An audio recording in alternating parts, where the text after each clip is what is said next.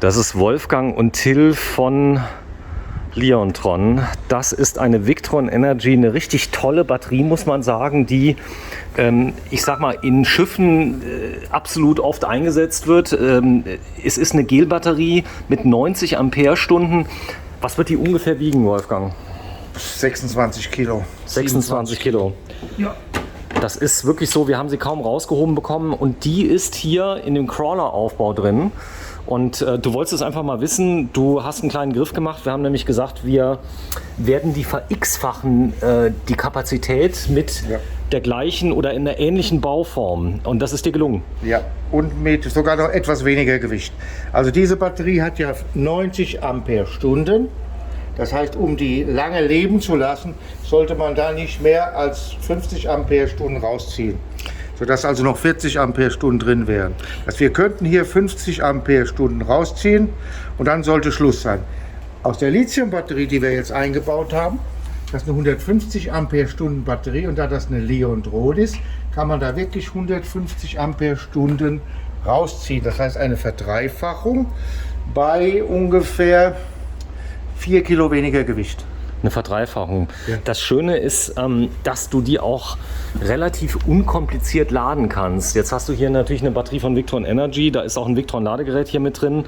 Du hast mir erzählt, es spielt im Grunde genommen zunächst mal keine Rolle, was für ein Ladegerät da angeschlossen wird. Geladen werden kann die mit jedem Ladegerät, sei es noch so alt. Ja, die wird mit jedem 12 Volt Ladegerät, ich sage immer, was nach dem Ersten Weltkrieg auf den Markt gekommen ist. So, jetzt gibt es natürlich eine Einschränkung, die besagt, wenn ich diese Batterie mit einer Ladeschlussspannung von unter 14,4, also 13,8 gab es mal alte Ladegeräte, lade, dann wird die zwar zu 90% voll, die kommt aber nie auf 100% und somit wird der Zellausgleich, das Balancing, nicht angestoßen. Ja? Das heißt, auf Dauer sollte schon ein Ladegerät sein, was mindestens 14,4 und maximal 14,6 Volt Ladeschlussspannung hat. Das sind heute aber alle Bleiladegeräte, die es heute gibt. Okay, das heißt, ich kann die aufladen, wie ich möchte. Jetzt muss eventuell hier noch ein Dipschalter umgesetzt werden bei dem Ladegerät, was drin ist. Viele sind ja schon vorgesehen für eine andere. Du sagst, es ist ein Unterschied zwischen einer Ladekennkurve und was hast du gesagt? Nein, eine Bleibatterie hat ja eine ganz komplizierte Art, geladen zu werden. Nämlich im Anfang mit sehr viel Strom, ja, und zum Schluss geht das nach unten. Man nennt das ist eine Kurve. So, eine Lithiumbatterie kennt das überhaupt nicht. Ähnlich wie ein Handy. Von Anfang Vollgas, 2 Stunden lang bis zum Ende Vollgas und Stopp. Ne? So, das heißt, man nennt das eine Ladekennlinie. Also nicht eine Kurve, sondern eine Kennlinie. So, und jetzt kann man diese Victron-Geräte auf Lithium einstellen und dann arbeiten die nach einer Kennlinie. Das heißt, die sind einen Ticken schneller. Das ist eins. Das ist alles. Das ist alles. Okay, das heißt, das BMS würde auch automatisch abschalten, wenn die Batterie voll ist? Das BMS hat damit im Prinzip nichts zu tun. Das BMS schaltet ab, wenn das Ding statt 14,6 15,5 machen würde oder sowas Dummes, ja? Dann würde das BMS abschalten. Okay, das heißt, machen die nicht, diese Victron-Geräte. Aber wenn jetzt zum Beispiel aus den Solarpanels kommt ja permanent Energie. Wann? Das ist was anderes. Aus den Solarpanels kommt Energie und diese Energie wird wieder gesteuert durch einen Victron Solar-Laderegler. Und der Laderegler kümmert sich genauso nach den gleichen Spielregeln spielt. Auch beim Laderegler kann man einstellen, wenn das ein Smart ist, sogar per App, was der laden soll, nämlich eine Lithiumbatterie. Okay, klasse. Also die ist jetzt eingebaut, jetzt haben wir wirklich das Unmögliche gemacht in wenigen Minuten. Und wenn sich jemand wirklich unsicher ist, hat jetzt ein älteres Wohnmobil, wo der Händler gesagt hat, das ist nicht vorgesehen für Lithium. Da sagst du, ist überhaupt kein... Nee, du lachst jetzt. Nee, habe ich oft gehört. Ja, geht es kommen nicht. Oft Anrufe und dann sagen die Kunden, also von einem Wohnmobil, der Händler hat gesagt, die AGM können nicht raus und keine Lithium rein und das würde sich nicht vertragen. Das ist totaler Unsinn. Ja, das habe ich immer gehört. Ich weiß auch ehrlich gesagt nicht, warum die das tun. Ja. Aber das werden wir ja rausfinden. Das werden wir rausfinden. Das heißt, ihr könnt wirklich hingehen, zumindest mal bei Leontron, so will ich es mal sagen, weil wir sprechen ja jetzt nur für Leontron. Ihr könnt die Batterie einfach rausholen, könnt eine Lithium reinsetzen, das war's. Das heißt, haben wir tausende Mal gemacht in den letzten 3 Jahren. Okay, ohne Kunden zehntausende Mal. So, du sagst aber, es kann unter Umständen sein, die wird dir nur 90% voll. Nein, das ist etwas anderes. Ja. Aber ich erkläre es nochmal ganz genau, damit es keine Verwirrung entsteht. Es gab ein Ladegerät der Firma Sonnenschein. Sonnenschein war die erste Firma, die eine Blei-Gel-Batterie entwickelt hat, irgendwo in den 70er Jahren, 80er Jahren. Und die hatten eine Besonderheit. Diese Batterien wurden mit einer Ladeschlussspannung von 13,8 Volt geladen. Das ist aber das einzige Ladegerät, was ich kenne. So, wenn ich jetzt so ein Ladegerät hier habe, 13,8 Volt, dann wird die Batterie trotzdem geladen, aber irgendwo nur zu 90%. Okay. Wenn ich diese Batterie aber dauerhaft nur zu 90% lade und nie zu 100%, dann wird das Balancing, also der Zellausgleich, nicht angestoßen. Okay. Das besagt auch nicht viel, aber nach einigen Jahren driften die Zellen etwas auseinander.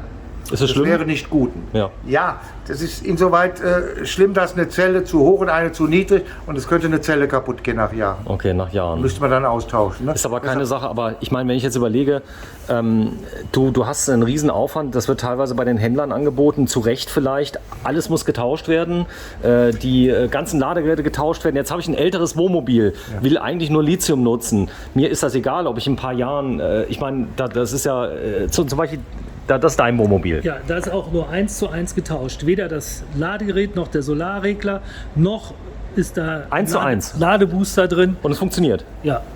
Okay. Lädt allerdings in der Fahrt mit der Lichtmaschine mit 35 Ampere-Stunden. Das war früher so, oder? Ja, weil es ist 5 Jahre alt. Wenn es jetzt 2 Jahre alt wäre, hätte es eine intelligente Lichtmaschine, dann muss man vielleicht Booster, einen Ladebooster ja. einbauen. Ne? So.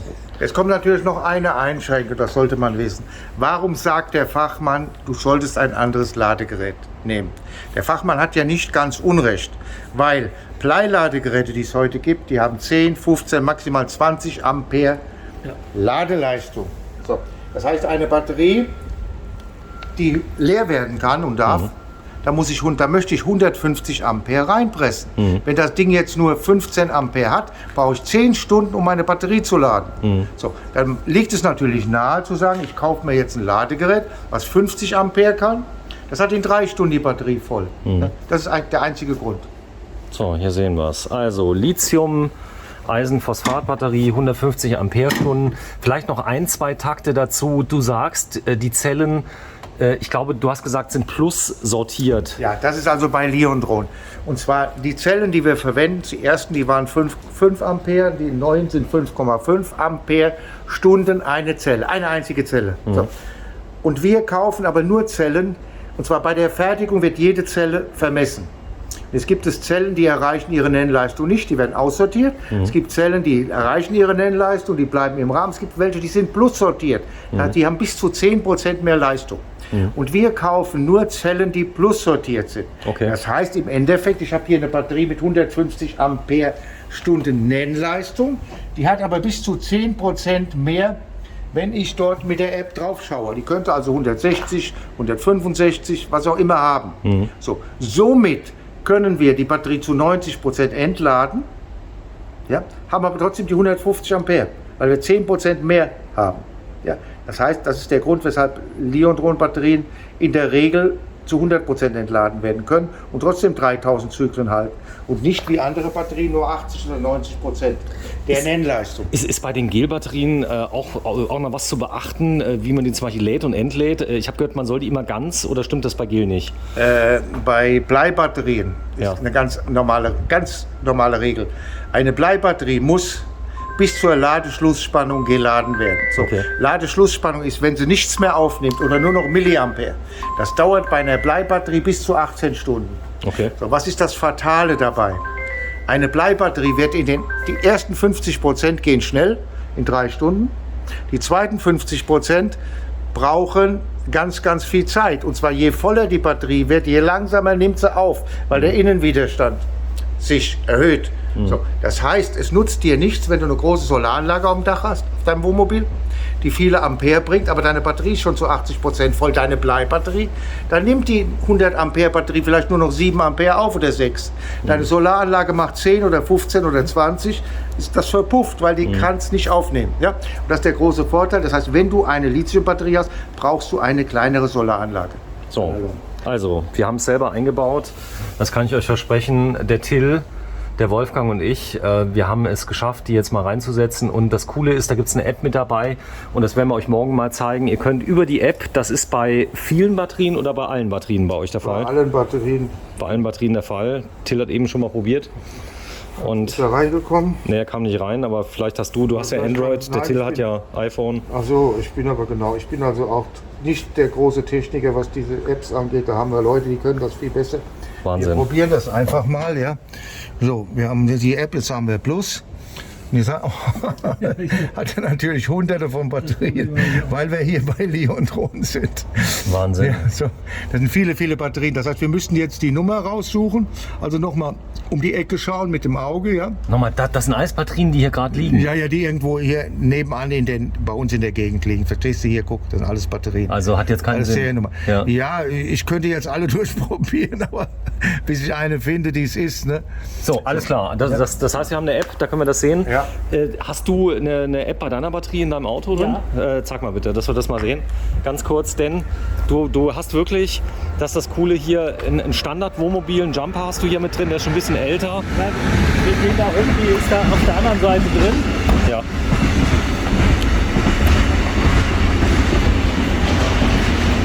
So, können wir vielleicht mal gleich darauf zugreifen. Uns erfährt gerade, wir sind in der Nähe der holländischen Grenze. Müssen wir kurz warten, weil wir hier gerade mit dem Mobiltelefon filmen. Das war ganz spontan. Und boah, ist der lang der Zug? Ah, das kann sich nur noch um Stunden handeln.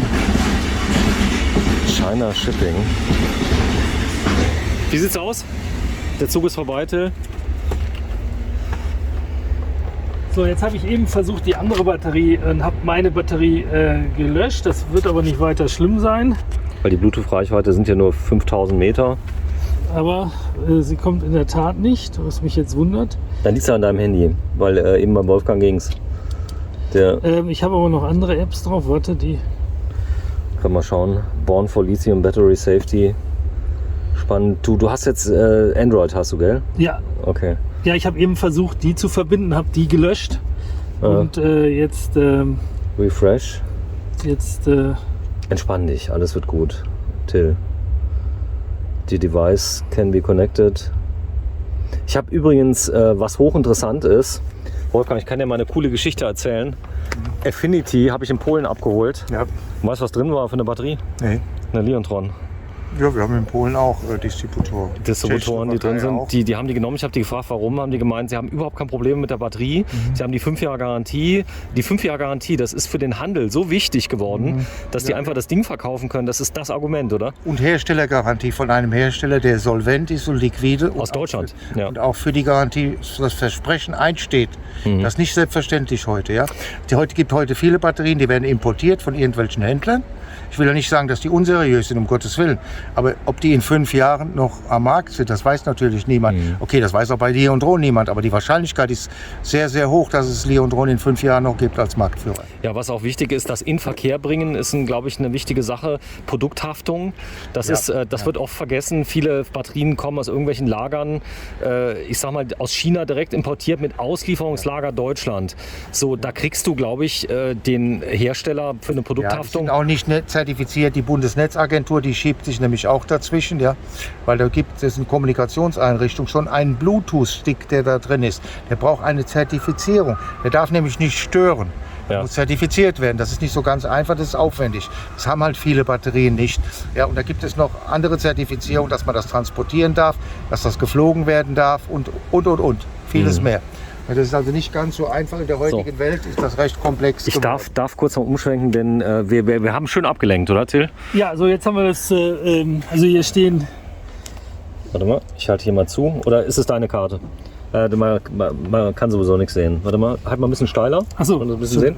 So, nee, hier zu mir. So super. So, was ist jetzt zu sehen? Jetzt ist zu sehen die Lithium-Batterie von Leontron mit 210 Ampere-Stunden. Die ist hier unten drunter, unterm Sitz. 182 hat sie im Moment. Ja. Und jetzt im. Mach mal gerade das Handy weg. Ja. So, das ist. Es ist diese. Also meine hat 223 Ampere-Stunden. Das ist die Kapazität 10% mehr, dass ich also 200 Ampere-Stunden verbrauchen kann. Guck mal, die unter dem Sitz, die Batterie, hat wie viel Ampere-Stunden? Eigentlich 200 Ampere-Stunden. Aber meine hat jetzt 223 Ampere-Stunden. Nochmal, du kriegst mehr, als du bezahlt hast. Ja, diese 10% mehr, von denen Wolfgang eben, das ist die Plus-Sortierung, damit ich auch 200 nutzen kann. Achso, du kannst sogar unten die Zellblöcke sehen, oder? Ja. Also wie die drauf sind, ja. Ja, ich kann jetzt auch mal anmachen. Ja. Dann sieht man, dass sie geladen wird. Vorsichtig. So, ich mach mal gerade hier an. Das ist natürlich schön mit der App. Das heißt also, wenn du jetzt einen älteren Camper hast oder so, dann bist du ja immer so im... Müsste der Ladestrom draufgeben? Warte mal, ich zeig mal. Der Ladestrom-Leistung ist jetzt 420 Watt Leistung, Stromstärke, Kapazität, Ladezyklen, Laden erlaubt, Na, 32 Ampere. Ampere. Mit 32 Ampere, meine Lichtmaschine mit 32 Ampere. Ich habe keinen Booster. Das war früher so, oder? Ja, das ist Baujahr 2018. Da damals kurz nach dem Krieg wurden die ja so gebaut, oder? Ja, also 2018. Also nach... Das war ein Scherz, aber ich nehme es zurück. Im Moment ist es ja alles nicht so witzig. Ja, So. Ja, mein Gott, ist halt so. So, und wenn ich jetzt ausmache, ich mache jetzt aus, ja? Ja. Dann siehst du, dass der Ladestrom da auf 0 geht, Ja. wo eben 32 Ampere stand. So, und jetzt kommt minus 1,67. Das ist wahrscheinlich die Das ist mein Grundverbraucher. Kühlschrank, weil ich da immer was drin habe. Okay. Weil ich bin ja der immer Strom hat, weil ich habe ja die Leintron. Du hast kann ja ich aber Solar. mal zeigen. Du- Nee, Solar brauche ich nicht. Ich habe Nochmal den Satz. So, Solar brauche ich nicht, weil die paar Kilometer, die er fährt. Da ist die Leintron. Ist aber, darf ich noch fragen, hast du einen Gastank hier drin? Ja, habe ich. Ist aber du hast die letzte Schüssel, aber einen Gastank und eine Lion-Tron. Ist nicht die letzte Schlüssel. Ich habe ihn noch nicht aufgeräumt. Hätte ich gewusst, dass du filmst und mich mit einbeziehst hier, dann hätte ich natürlich alles aufgeräumt. Ich muss sagen, Till, deine Installationsfähigkeiten, die begeistern mich wirklich, weil... Also das sind da mache ich die Solartaschen dran. Aber ich Ach so, das sind die Kabel für die ja, Solartaschen. die führe ich hier durch, falls ich mal keinen Strom habe. Es war aber noch nicht. Ja. Okay, das war- ist jetzt nicht irgendwie schlecht verlegt, sondern Nein, das habe ich jetzt. das sind die Verlängerungskabel für die Solartaschen. Okay, jetzt habe ich Ja. verstanden. Das sind, da kann ich 2 Solartaschen Till, dranhängen. ernsthaft, darüber reden wir nochmal, später in einem anderen Video. Aber da geht es gar nicht drum. Es geht darum, dass die Leute ganz unkompliziert die Batterien... Gut aus. Warte, mach nochmal. Also jetzt Also, ich nehme, ohne Witz, ich nehme die Batterie, nehme die alte Bleigel raus oder waren AGM. 2 drin. Da waren 2 drin. Ja, und ich hatte nie Strom, obwohl ich 90 Ampere-Stunden AGM-Batterien hatte. Und das Ladegerät hat nur das normale, also vom Fahrzeug, wo man Landstrom steht, ne, hat das nur 15 Ampere. Ja. Warum? Weil die so langsam laden, so Gel-Batterien, die saugen nicht so viel Strom auf beim Laden. Achso, da brauchst du nicht mehr, weil es geht eh nicht mehr rein. Und das Ladegerät benutze ich auch für die Lion-Tron. Ja. Aber man könnte natürlich da mit einem viel größeren Ladegerät ran. Sag mal, Carbe geht hin, die schließen die auch mal kurz die Batterien über so ein spezielles Ladegerät von Dometic oder was es war, wo du die Starterbatterie und die Aufbaubatterie, die ergänzen sich gegenseitig. Hast du sowas schon mal gesehen? Das habe ich mal gehabt. Das heißt, wenn ich ein Carbe habe, habe da Bleigel drin, da geht das auch. Spielt keine Rolle, welche. Also es gibt eine Lösung, wo man Blei und Lithium mischt. Ja. Also entweder Blei oder Lithium, Ja. eine Umschaltmimik. Ja, genau. Ja gut, ich sehe da keinen großen Sinn drin, aber mag einen Zur geben. Not wird es gehen. Das heißt, ich hänge die rein. Ja, ja. Also überall da, wo eine Bleibatterie drin ist, kann ich auch eine Lion-Tron reinmachen. Die gleichzeitig noch die Blei lassen im Aufbau. Das wird irgendjemand macht das mit dem Argument, jetzt fällt es mir wieder ein, im Winter, wenn es ganz kalt ist, Da geht die Heizung noch. dann schaltet er um auf die Blei. Ja, Ja, okay. verstanden? Ja, verstanden. Das, naja, man könnte sagen, das macht Sinn. Aber wenn ich eine Lithium-Batterie habe und habe dort unsere Batterie, die kann ich ja so bestellen, dass sie bis minus 30 Grad zu verwenden ist. Ne? Und man kann sie nur nicht mehr laden ab, ich glaube, minus 2 Grad. Da muss ich noch dazu etwas Folgendes sagen. Wenn ich gar nichts tue mit der Batterie, Ja. dann kann ich ab minus 1 Grad die Batterie nicht mehr laden, aber entladen bis viele Minus. Ich weiß Ja. nicht genau wo. Ja. Aber das können wir einstellen. Ja. Wir haben eine Software, da können wir einstellen, ab wann die das Entladen einstellen soll. Ja, So. ja. Na, und das können nur wir. Ja. Das kriegt der Kunde nicht, diese Software. So. Wenn ich aber jetzt ein Paket bestelle, ein sogenanntes Arctic-Paket, dann passiert Folgendes.